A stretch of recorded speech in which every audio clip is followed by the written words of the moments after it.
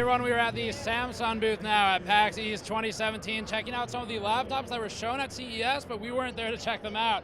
These are the Odyssey laptops. I'm going to be talking about some of the thermal and cooling design, which of course is our specialty, and then going through the base specs of the laptop. These are GTX 1050 units, so they're pretty interesting if only for that reason.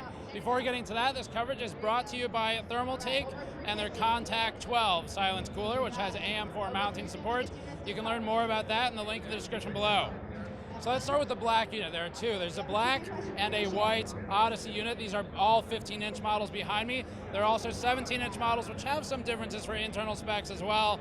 But for these, we're looking at 2-stick support for memory. There is an NVMe slot that they've got a 960 EVO in right now, but does not have to ship with that unit stock. You can bring the price down. The SSD is also optional, ships technically with a 1 terabyte WD drive, also brings price down. The unit cost is $1199, so $1,200 for the baseline Odyssey 15-inch notebook. For the GPU, we have all the cooling right here. CPU and GPU are next to each other, it looks like. I'd have to take it apart. But there's an i7 KB Lake CPU. I think it's a 7700 HQ. No news on an HK model yet, so no news on an overclocking option. And then for the GPU, there's a GTX 1050. It's not a TI, just a 1050. That's the only GPU that ships with these units right now today. The 1050 comes in two variants. There's a 2 gigabyte on the black model and a 4 gigabyte on the white model. In terms of memory, they're all stock 16 gigabytes of RAM. It is Samsung RAM. I don't have hard specs on that memory or timings or anything like that, but Samsung 16 gigabytes basically. Laptops here, I don't have the milliamp hours. I've been told the metric to note is 8 hours in MobileMark, I believe, was the benchmark used, MobileMark 14, but we will have to validate that internally, of course, for the different battery life on the units.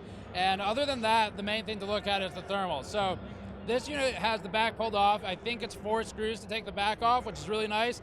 One thing I want to point out here, just because iFixit is one of our advertisers, they're big on right to repair. There's no warranty void if removed sticker on this. So MSI, take note. So no warranty void if removed sticker. I think it's 4 screws. Once we get access to that, you are free to upgrade the SSDs, either of them, the memory, anything like that that's kind of user serviceable. There's no warranty loss there. I do like that, and I wanted to call that out because I wish more manufacturers would do that. There's also stuff like if you have a battery or a display failure and you replace your RAM, they're not going to knock you for that because they should be unrelated. For the heat pipes, there are 2 heat pipes. They have some marketing name for this, I'm not sure what it is, but it looks like a 10 or an 8 and a 6 millimeter for the heat pipes. As you can see here, they are copper heat pipes, just blacked out. The grill or the fin stack is in the back, so you're exhausting out the back where the hinge is in this unit, and your intake is here where the 2 radial fans are located on the bottom. So your intake is at the bottom. We have some B-roll of the cover if you wanted to see the hex kind of pattern where it intakes.